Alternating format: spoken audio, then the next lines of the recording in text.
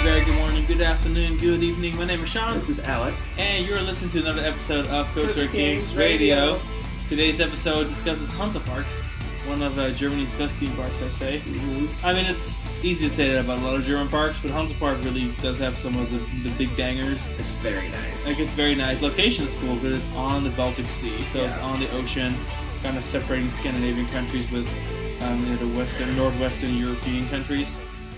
Very nice setting. We had nice weather that really helped. Of course, the park is famous for its sea themes, but also the two big coasters we're going to be discussing today are Flucht Von Novgorod and Schwur, Kärnan, which is obviously, I think, the coaster that most people think about now. Yeah. You will find out this episode which of the two coasters we actually prefer, which has the better layout, which is the better overall experience. We'll kind of dive into that. We'll do a tour around the park. We'll enter right at the, is it a Dutch-themed entrance plaza? I believe it is, right? I guess so. Well, I mean, the Batavia area, right? So, I mean, that's Dutch. Yeah. Which makes sense because it's ocean-themed. It's a big ocean. Seafaring. Everything that has kind of a maritime tinge to it. The original logo, and the logo may still be the same, actually. It has a big ship in it. Yeah. So, I guess, and they're revitalizing the entrance plaza now, and it has, this crash ship scene in the Batavia area, so it's definitely still very maritime-y. There's a lighthouse in the park. There's a lot of ship-themed attractions. So I guess, Nessie, there's a lot more oceany, sea-watery situations than I actually even thought about. Nessie's a good place to start, actually. I think this park is most famous for their large Gerschlauers, but they've got a good half dozen of coasters there. Yeah, and the Gerschlauers are honestly really like the newer generation of attractions there, because originally the big stuff was the Nessie Looper, the Schwarzkopf looping coaster, and then the Vekoma family coaster that they added in '93 that it intertwines. Yeah, it used to be known Nessie. as Rasende Rollander, and now it's known as the Royal Scotsman. Yeah. Which is themed to a train going through the Scottish regions. Quite fun, actually. That area was changed into Scotland. Well, Great Britain. Is that what they call it? Or is it Beautiful Britain? Beautiful Britain is the name of the area, but it's very definitely Scotland only, and not England or Wales. I know. I was kind of surprised by the name, because I call it the Scottish area, but I guess that it's technically Britain. But all three rides are themed to Scotland. I don't get any vibes from the other two parts of Britain. The Nessie, the Loch Ness Monster is obviously Scotland. The Royal Scotsman is Scottish. And then Highlander obviously refers to the Highlands, which are in Scotland. So they could have just called it Beautiful Scotland. Yeah. But Beautiful Britain works for me. I don't think that England and Wales are represented in this area unless I'm missing it. No, whatsoever, because the whole theme is like an old... the old castles and the Scottish Highlands. It's kind of themed to this big ruin. So you walk into this little plaza, and then you have the three rides really concisely in there. It's honestly really great. Organized. It's really not large, but it's a very nice little contained area that has those three rides and has that giant, tall drop tower. I guess we can start with drop tower because fresh in our minds Highlander is the Orlando is situation. The tallest drop tower in Europe. It is made by Funtime. And it's almost identical to the Orlando drop tower. Yeah, it has the same tilting seats, which technically they tilt only for half of the day, so people can ride without tilting and ride with tilting. On our visit, it looks like it may have been tilting almost all day, because we rode it kind of before the middle of the day, and we still had it tilting forward. Great ride. I really like it. They added seatbelts since the incident in Orlando. Yeah. So I wonder if we're going to see the Orlando one reopen with seatbelts. Would make sense if we see it reopen. Yeah. But the clearances didn't seem to have changed much because we were able to ride it. We're pretty big boys. Yeah, we had no trouble riding it. And the only trouble, of course, being that it's scary and tall.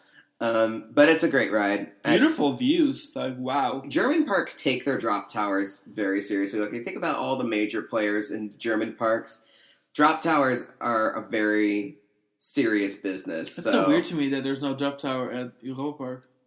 That's true. It is odd because that is really the only... Because all the other big players have them. I mean, every park has a substantial drop tower component. Tripstrill's drop tower is on the smaller side, but it's definitely still potent. Of course, you've got Scream is one of Heide Park's most marketable attractions. High Fall. It's so popular. At Movie Park, has Germany. A crazy, beautiful queue for it. Mystery Castle at Phantasialand. Like, drop towers are very, very serious business in Germany. So just in Europe in general, I feel like most major parks have a drop tower. Even Holiday Park has the Intamin second gen free fall. Yep, Wild Holland has one. Slagharen has one. Yeah. Obviously, Wild Belgium has one. So yeah, they are pretty big business. But yeah, Germany especially, I feel like Germany takes it very especially, serious. and they're all drop towers. They don't do any of like the S&S space shot stuff. Everything there is just a drop tower through and through. Yeah.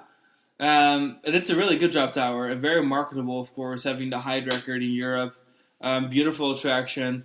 And the park is located in such a nice area. It's kind of in the rolling hills, like we said, on the Baltic Sea. So, you have, especially in the springtime, it was cool because there's all these yellow flower fields that, especially in that region, were cool. And then, of course, you can kind of see some military ships, we noticed. We had clear weather. Needless really to say, the view up there is incredible.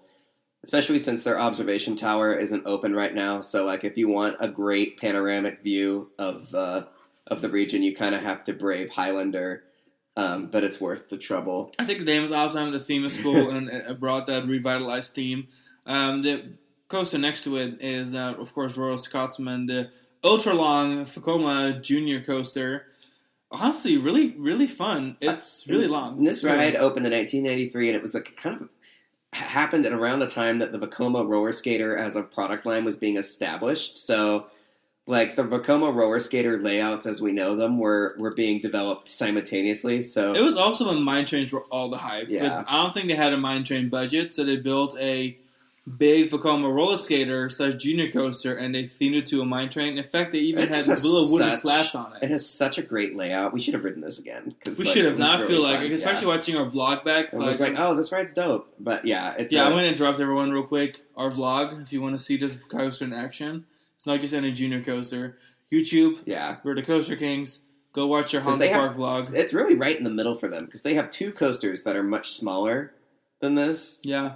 I mean, and then they have also a Wild Mouse. Well, it's like a big family coaster. Yeah. Like you definitely have to understand, this is not a kiddie coaster. Like it's like every bit as potent as like Roadrunner Express at Fiesta Texas or something. Oh, totally. It's that kind of level of ride. Lots of fun. Gives us big Montezuma's Revenge, Jaguar vibes because, well, this threads the vertical loop of this Schwarzkopf Classic not once but twice. Coming off the lift hill, it does that kind of double helix drop thing that the large size Vekoma roller skaters are famous for, but then after that it really takes off and does its own thing.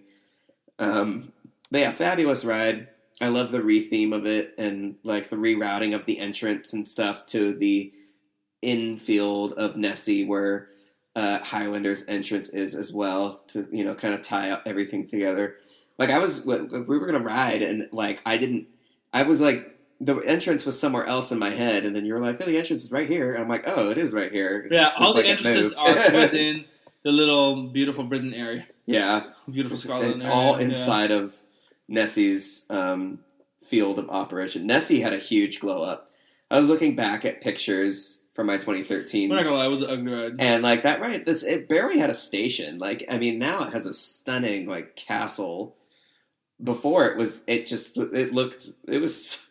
cute, but it was like they've really got something of substance here with the rides, with the re-theme and whatnot. It's just a fabulous ride. It's a really straightforward. It's not very big. It's not very long, but it's a great little Schwarzkopf. Of course, it runs like a dream.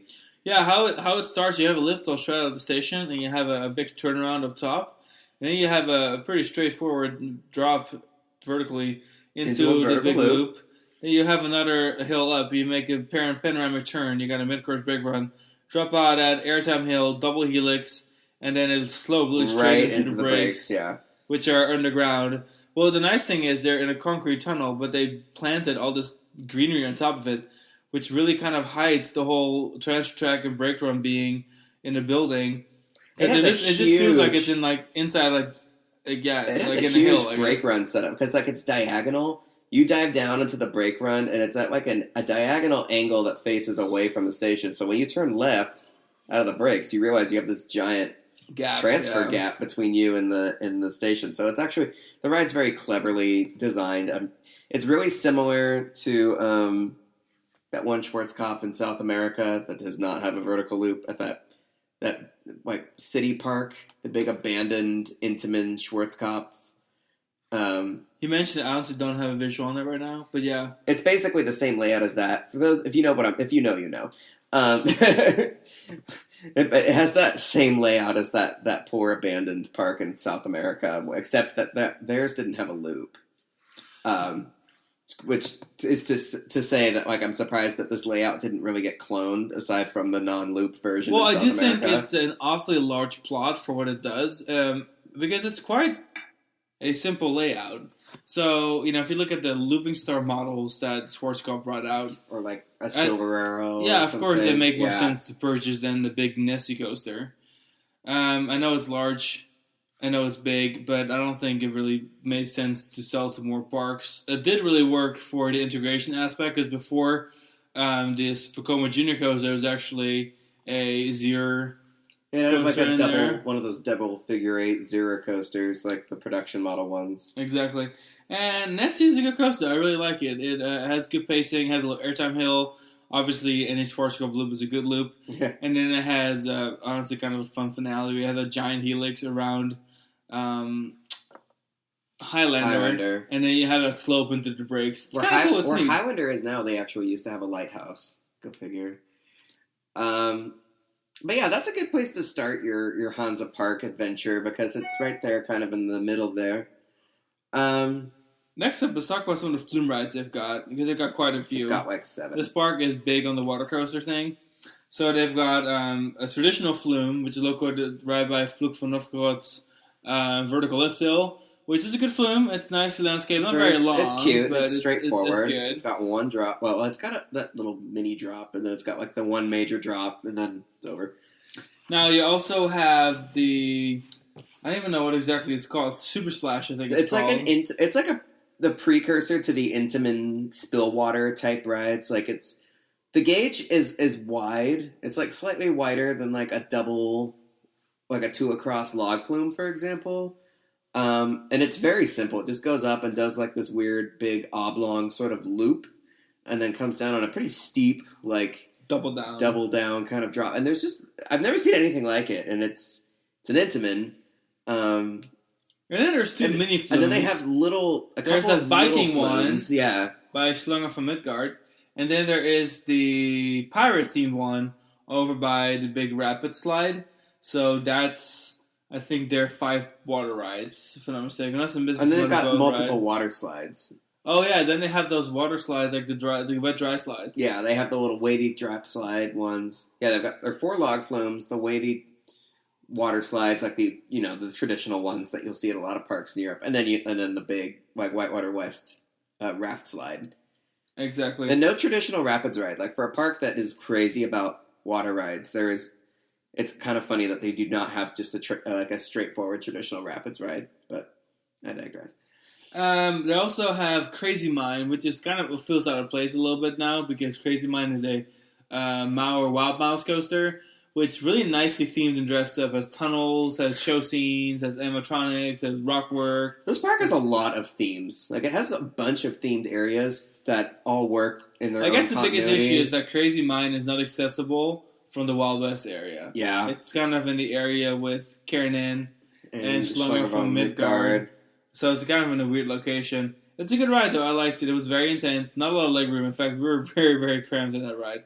It nearly hurt. Actually, It definitely hurt. It was not even nearly. I didn't think we would make it, but no, it was alright. It was alright. Yeah, that's definitely like one of their. They have like their 2 little middle coasters. They've got 2 kiddie coasters, and then Flying Royal Scotsman and the Mine Cart Mouse are like their middle coasters, and then they have the 2 major coasters now. Yeah, and so speaking of the other kiddie coaster, we have Schlangen from Midgard, which is a highly themed, highly marketed Gerslauer family coaster. Almost, kind of think about like Fire Chaser Express or Pagase Express. System. It's that exact ride system, and very roomy cars and stuff. Like, it's kind of cool. But the ride layout is kind of short. Like, you have an indoor kind of big turn that has a dark ride show scene. Then you go up the lift hill, and then when you get off the lift hill, there is like a twisted drop, a little airtime hill, if you can call it that. Then there's a big helix. That's kind of like a waving helix over the water underneath like a snake skeleton with Schlangen from Midgard.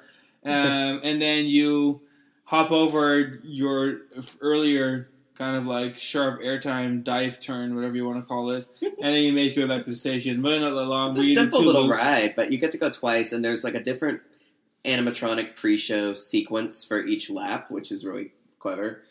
Yeah, and it's honestly it's kind of nice. Like the layout, it's not very long, but what it does, it's fun. It's not very intense, but it's funky. It's different. It feels like a large-scale coaster in a very small plot. They definitely treat it like a large-scale coaster because they add a lot of scenery and theming and water elements, and the marketing for this attraction is pretty wild. It's almost overpromising. There was a lot. It was they're like the commercials that we were watching in line for the ride. I think they were like.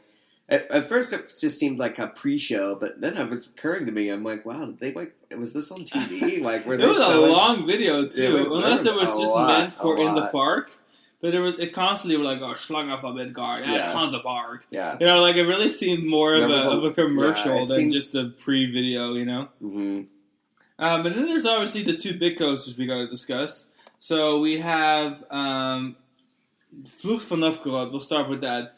That is the Gerslauer Eurofighter coaster that is themed. What is it even themed to? Do you know what it's themed to? It's like some raven monster like taking a train at revenge. Ghost story. There's a lot. There's death is involved. Royalty.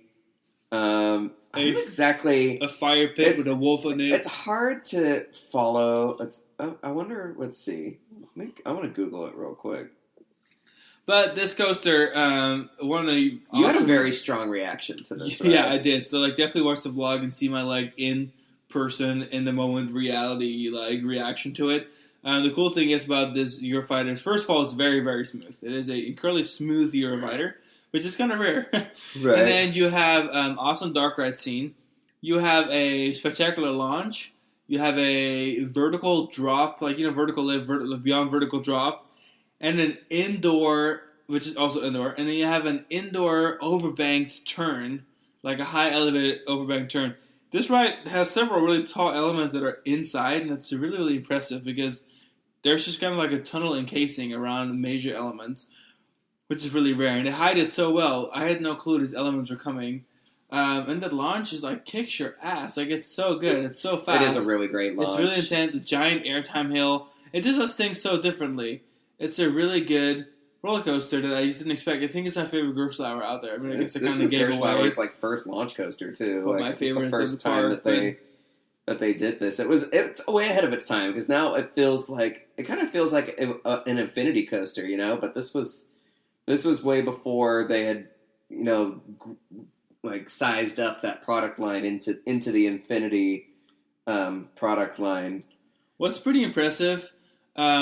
About the, impressive may not be the right word, but it was kind of fun, is that the queue is almost entirely outdoor, and you kind of navigate by a low part of the building, and that actually houses the launch, and then the brake run, or the return to the station, they're right next to each other, side by side. The whole coaster kind of hides in plain sight. So, the station is kind of, in the dark ride section, is kind of removed, and then, all the tall coaster parts are all kind of in a different part of the park, and it's connected by two long tunnels side by side that are hiding in plain sight. And then when you kind of just pass by that outside, and then you go into the actual building, and then almost immediately you split up into two queues, either front row or back row. Yeah. Or, you have also a single rider queue, which we did see some people use. I don't think it was really that necessary because dispatch are pretty good. When you get into the ride vehicle, you dispatch into the several dark ride scenes. Now, there's one that uses a pepper ghost effect, where they project the ghost of Novgorod singing. I looked up the story for what is happening on this ride, and it's on Wikipedia. It's literally very complicated. I'm reading through it. I'm like, okay.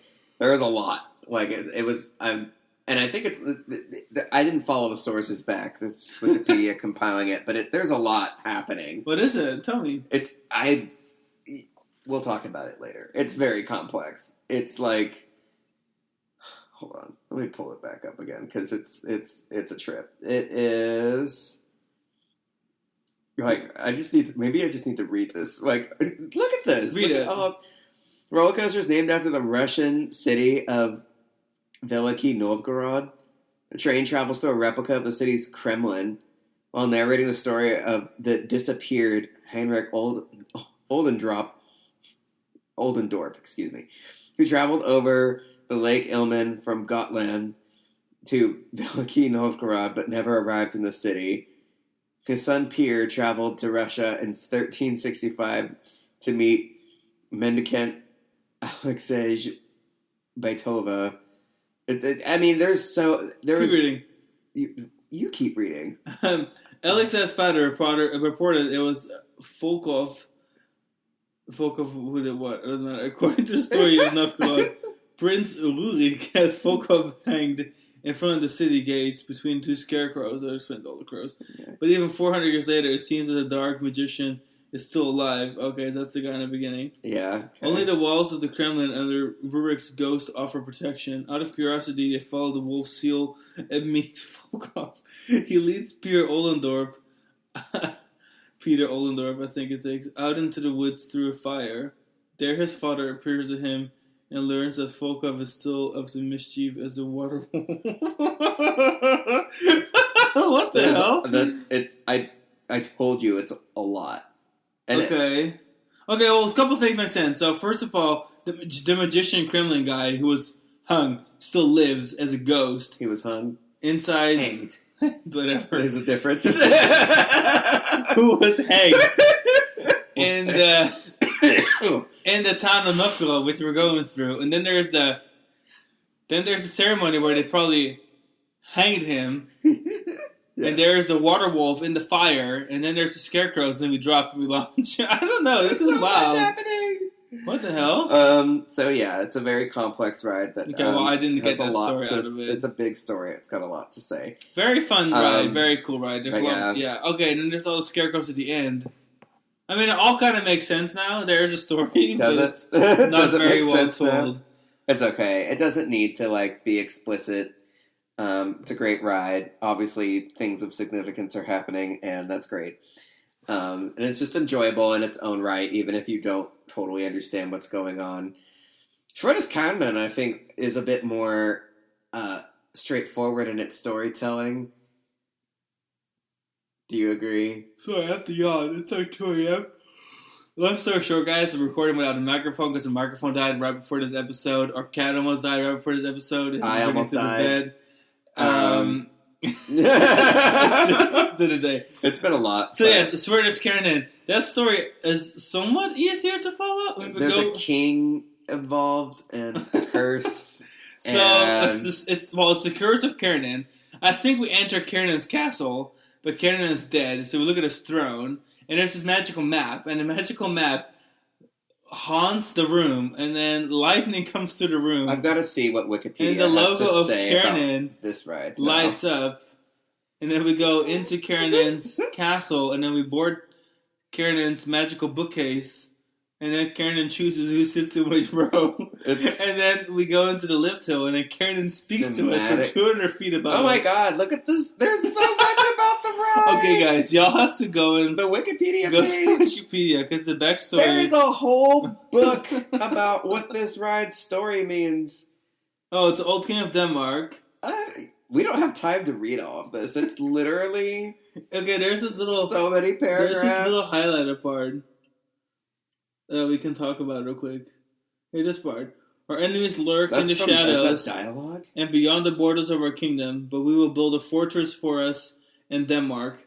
It will be stronger than the fortress ever was, so that our enemies will never take it, never tear it down.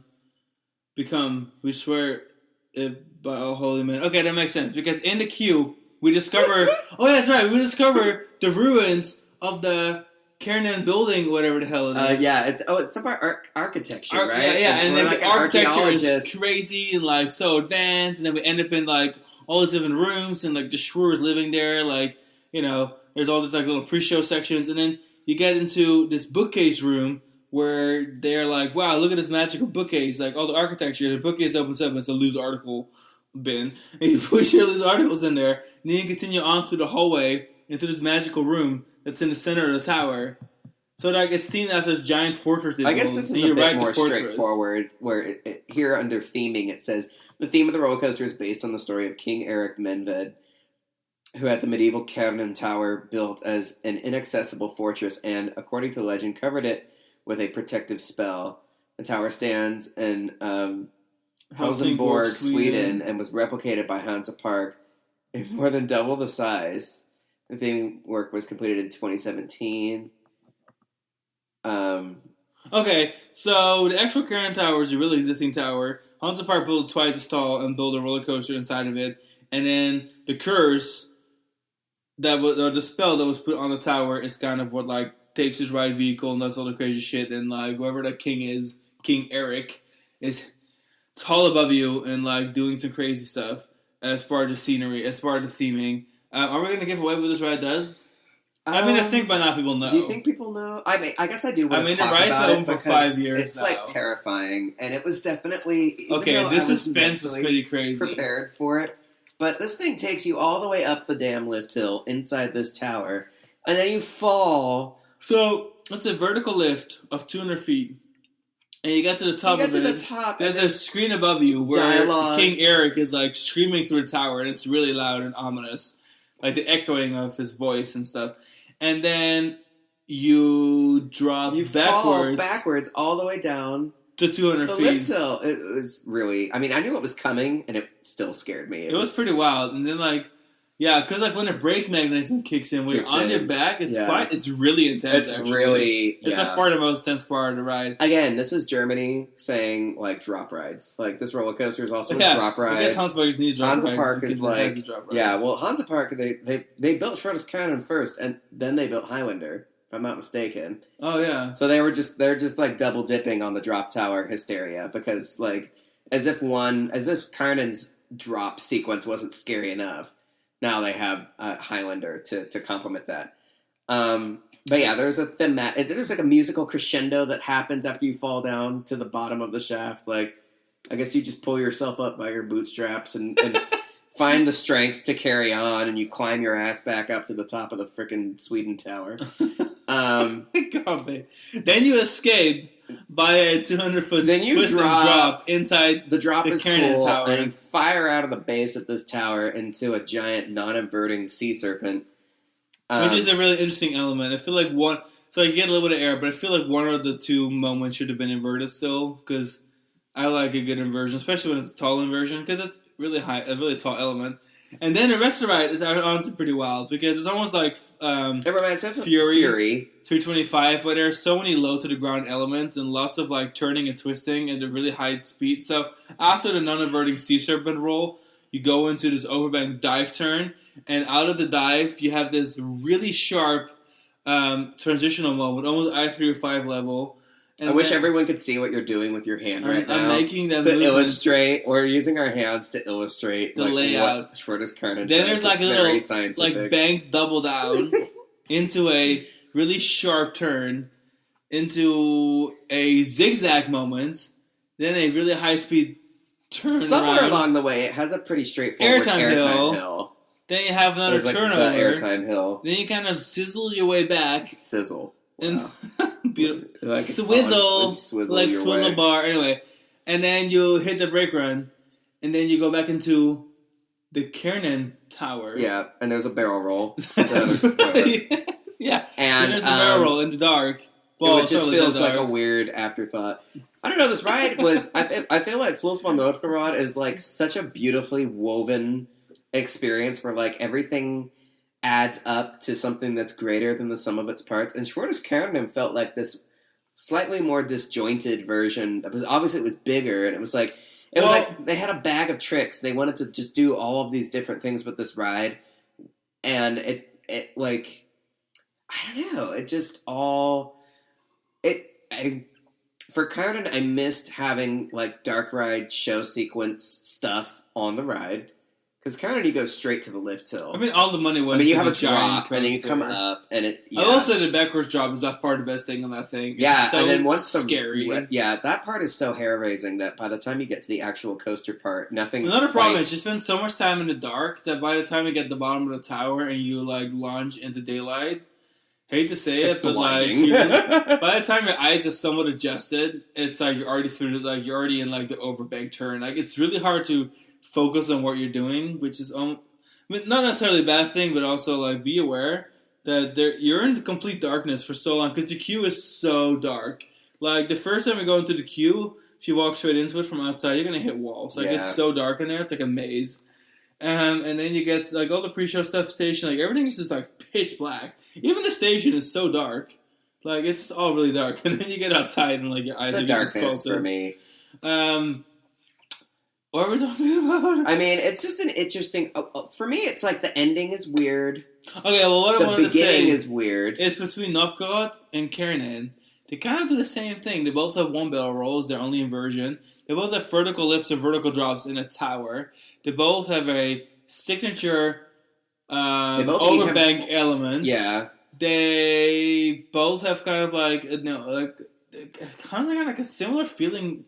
Theme. I know they're both taking place in different countries. One is Russian themed, and one is Swedish themed. Yeah, but they still kind of feel similar. I mean, they're both like brick wall towers with like Gerslauer, beyond vertical drop kind of vibes in them. So it's almost like a small Novgorod and a giant Novgorod. It's kind of the vibe they give off, and I feel like the park in that sense maybe misses another major roller coaster because now it's 3 one-loop wonders over there. It is funny how like both of them have barrel rolls. I remember when Schwur's Kärnan was announced, and I was like, when I was reading the description of the ride, I thought I was misreading it. Like I thought I was reading a press. I thought I was reading a press packet for Flucht Von Novgorod, and I'm like, no, it's a different coaster. It's bigger. It's a hyper coaster. And it's going to be mostly outside, and like I'm like, okay. Like, I will say the immense speed and forces on Schwur's Kärnan are pretty impressive. Like it is truly like a hypercoaster, like a hypercoaster in its delivery. There's a focus on airtime. There is a lot of intense speed moments. I really enjoyed the layout quite a bit because it felt so different. But overall, it also ran a little rougher because it's such a big coaster.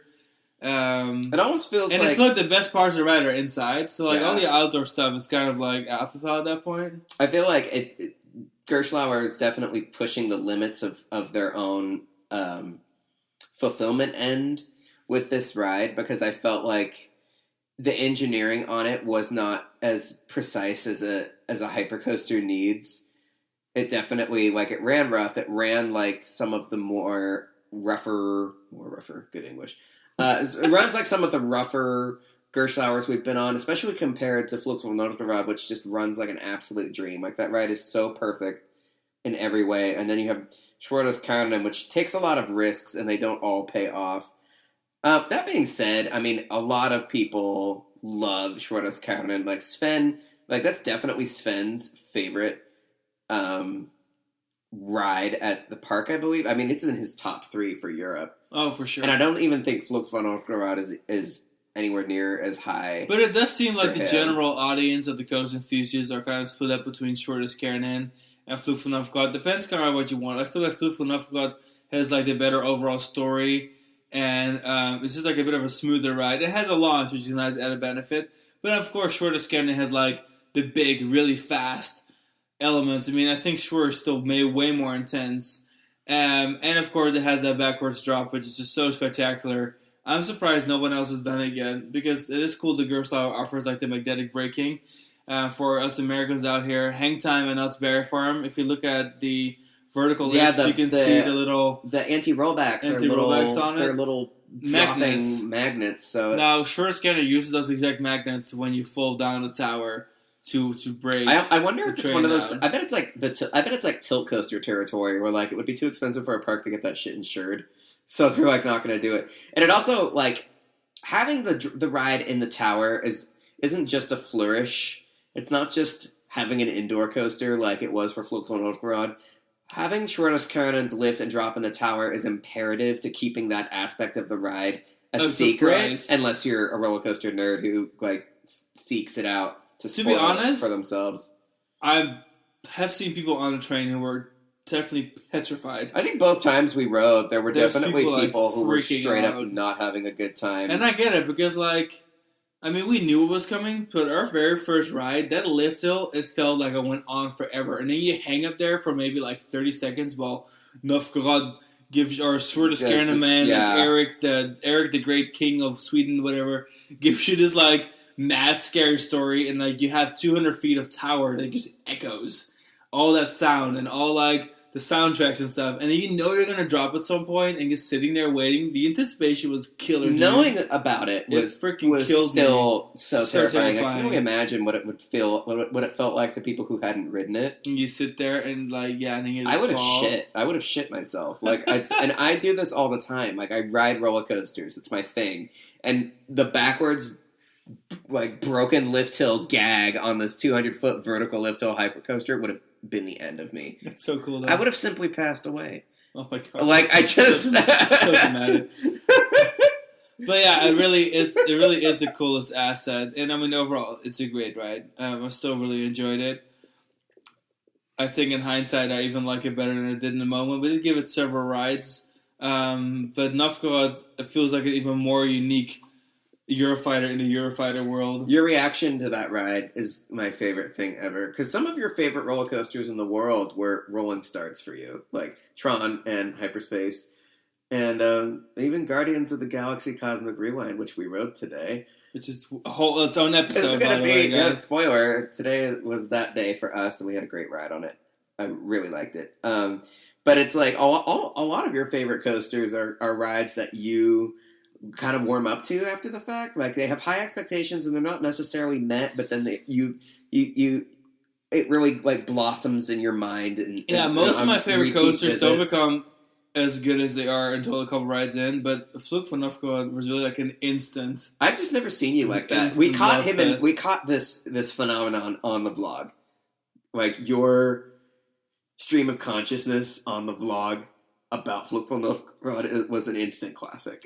It's kind of funny because from Flucht Von Novgorod, the exit for the ride is so long. I had a lot of time to use my enthusiasm for it. We re-rode, and of course, like, you exit. It's some roller coaster tycoon shit. You exit Flucht Von Novgorod through a maze. You're in a different part of the park. Like, you are completely on the other side of the map with no. Yeah, it's like a different theme. With like no regard. You exit in Mexico. You exit, and like, where the hell am I? Where's the ride? Like, it's funny. It's a funny thing, but it's also kind of cool.